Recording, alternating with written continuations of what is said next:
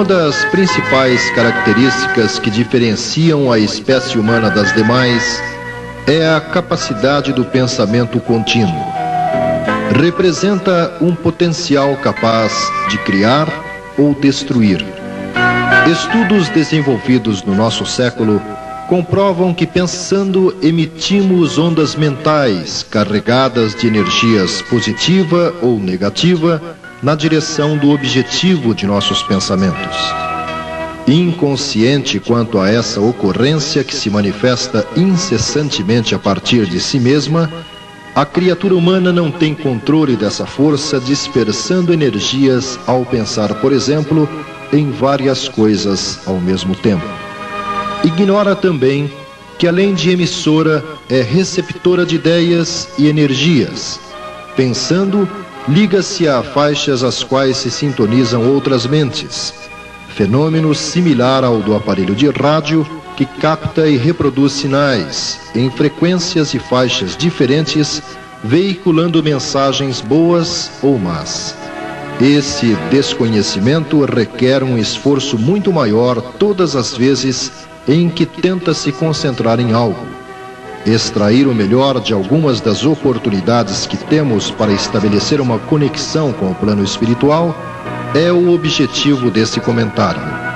Para facilitar a compreensão, sugerimos um roteiro sobre nossa atitude mental.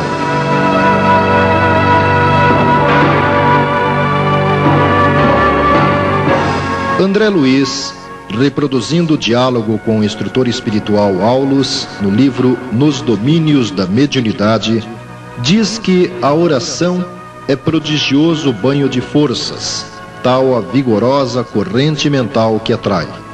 Do ponto de vista coletivo, quando participamos de uma prece em um conjunto de pessoas, o elemento que a está proferindo pode ser comparado ao regente de uma orquestra.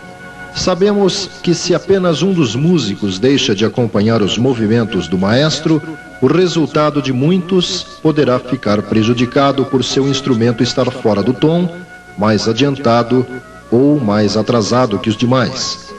O êxito ficará comprometido e o que seria um belo espetáculo redundará num fracasso. De igual modo, no momento da prece coletiva.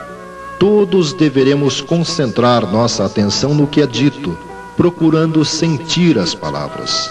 Isso não apenas renova nossa atmosfera psíquica, como nos identifica com a peculiar ao ambiente. Caso contrário, o aproveitamento daquele instante será muito reduzido ou não será alcançado. Conclusão: devemos convergir nossa atenção às palavras daquele que profere a prece e controlar essa atenção para que os pensamentos não se dispersem nas divagações de nossa mente.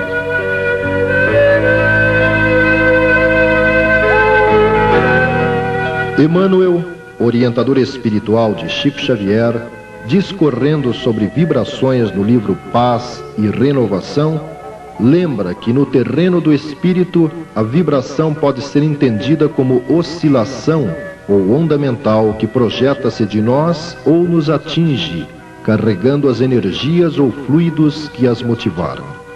Do ponto de vista coletivo, o exemplo da orquestra também pode ser lembrado.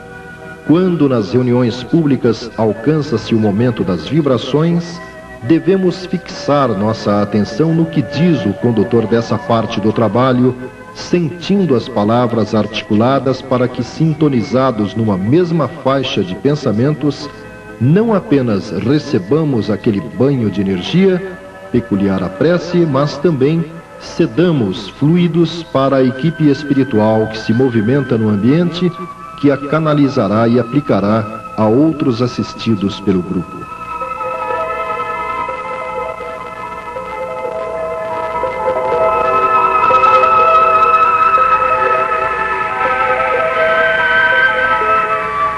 Entendendo o passe como transformação de energias revitalizadoras, não podemos nos esquecer que a mente do receptor, do mesmo modo que pode favorecer-lhe a eficácia, é capaz de neutralizar-lhe os efeitos.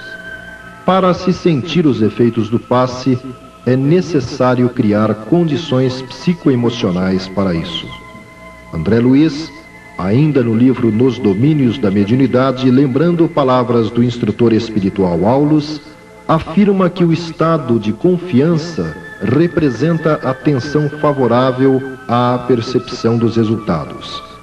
Essa tensão decorre da fé.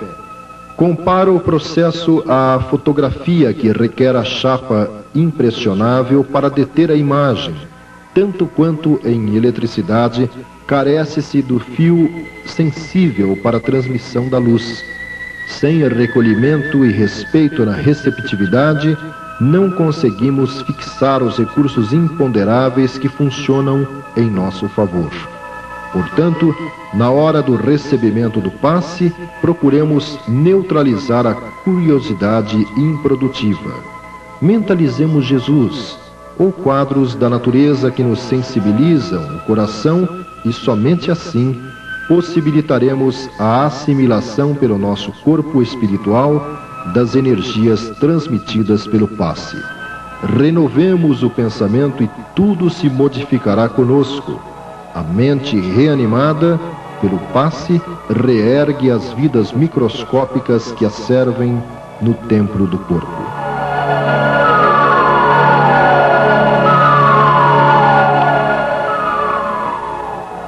O professor José Herculano Pires elaborou um interessante roteiro para que nós nos conduzamos no dia a dia de uma forma equilibrada.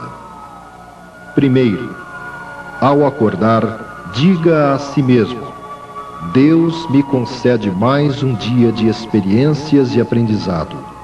É fazendo que se aprende. Vou aproveitá-lo. Repita isso várias vezes, procurando manter essas palavras na memória. Segundo, ligue-se a pensamentos bons e alegres. Repila as más ideias. Compreenda que você nasceu para ser bom e normal. As más ideias e as más tendências existem para você vencê-las, nunca para se entregar a elas. Terceiro, mude a maneira de encarar os semelhantes. Na essência, somos todos iguais. Se alguém está irritado, não entre em sua irritação. Trate-o com bondade. Ajude-o, que também será ajudado. Quarto, vigie seus sentimentos, pensamentos e palavras das relações com os outros. O que damos, recebemos de volta. Quinto, não se considere vítima. Você pode estar sendo algoz sem perceber. Pense nisso constantemente para melhorar suas relações com os outros. Viver é permutar. Examine o que você troca com os outros. Sexto, ao sentir-se abatido, não entre neste astral. É difícil sair dele. Lembre-se de que seus males são passageiros, mas, se você os alimentar, eles durarão. É você que sustenta seus males. Cuidado com isso. Sétimo, frequente a instituição com que se sintoniza. Não fique pulando de uma para outra. Quem não tem constância, nada consegue. Oitavo, se você ouve vozes, tem visões, sente toques ou arrepios, não dê atenção. Nem se assuste com esses efeitos físicos. Leia diariamente, de manhã e à noite, ao deitar-se, um trecho de O Evangelho segundo o Espiritismo e medite sobre o que leu. Abra o livro ao acaso. Neutralize influências negativas com o poder de sua vontade. Nono, reformule o conceito de si mesmo. Você não é um pobrezinho abandonado ao mundo. Os próprios vermes são protegidos por leis naturais. Estabeleça pouco a pouco o controle de si mesmo com paciência e confiança. Você não depende dos outros. Depende de sua mente. Mantenha-a arejado. 10º. Estude as obras de Allan Kardec.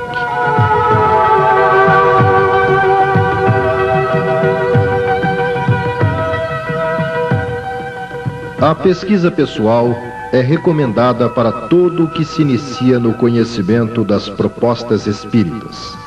Devemos evitar apegarmos-nos às opiniões de líderes ou médiuns, visto que naturalmente são criaturas falíveis, avançando como qualquer outra pessoa em meio a um processo evolutivo. Muitos são os que desacreditaram do Espiritismo por se decepcionarem com este ou aquele dirigente. O Espiritismo é uma questão de crença pessoal que requer estudo sério e continuado, lembra Kardec. Nesse contexto, as obras básicas são caminho seguro. Se nossas dúvidas são de ordem filosófica, o Livro dos Espíritos é o mais indicado.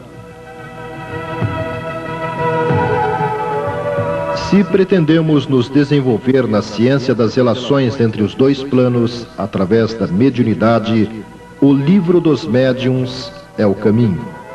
Se as questões de ordem moral nos incomodam, o Evangelho segundo o Espiritismo é o remédio. Se o futuro de toda criatura humana nos atemoriza, o céu e o inferno, ou a justiça divina segundo o Espiritismo, pode nos tranquilizar.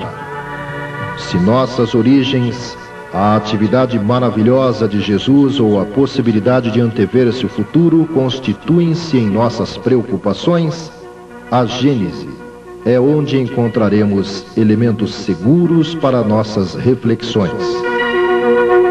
Comecemos pelo começo, é o lema que deve nos estimular.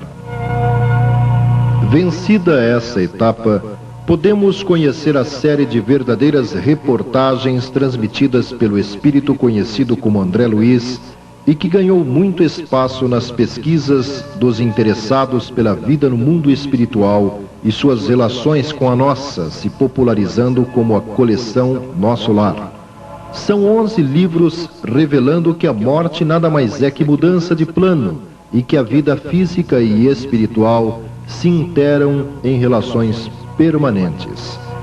Na primeira obra da série, Nosso Lar, nos cientificamos das primeiras experiências após a morte do autor, bem como a colônia espiritual para a qual foi transferido, sociedade organizada reunindo mais de 30 milhões de espíritos que vivem sob a proteção de uma estrutura social, política e econômica, onde predomina a igualdade, a justiça e a fraternidade. No desdobramento da série Missionários da Luz, onde André Luiz descreve a ação do plano espiritual no preparo do espírito a reencarnar, o planejamento existencial, a fecundação do óvulo, a gestação, o nascimento na Terra até a sua volta ao espaço através do fenômeno da morte. Os Mensageiros relata-nos a sua participação em expedição socorrista designada para agir no plano físico. Obreiros da Vida Eterna elucida-nos a respeito da forma como transcorre o desencarne de um ateu, um católico, um protestante e um espírita. No Mundo Maior, trata, do ponto de vista espiritual, das razões do desequilíbrio nervoso. Ação e reação dilata-nos a compreensão sobre a lei de causa e efeito. Libertação aborda a questão da obsessão e o trabalho exaustivo de abnegados espíritos no afã de libertar perseguidos e perseguidor. Entre a terra e o céu, explica-nos o mecanismo da prece e o processo socorrista que desencadeia. Nos domínios da mediunidade, apresenta na prática um estudo sintético sobre mediunidade. Sexo e destino, aprecia os efeitos das ações inconsequentes envolvendo essa inegável força propulsora da vida, o sexo. Finalmente, e a vida continua, amplia mais ainda os conceitos a respeito da morte e o morrer. Se a sua curiosidade envolve temas ligados à origem da Terra e da espécie humana sobre ela, os livros recomendados são A Caminho da Luz, de Emmanuel, e Evolução em Dois Mundos, de André Luiz, ambos recebidos pelo médium Francisco Cândido Xavier, além de Evolução Anímica, de Gabriel Delany, e Morte, Renascimento e Evolução, de Hernani Guimarães Andrade. No aspecto moralizador, ou mesmo consolador da doutrina espírita, são centenas de títulos publicados. Identifique seu interesse e converse com algum dirigente do Centro Espírita, da livraria ou da biblioteca do mesmo, a fim de obter uma indicação mais específica.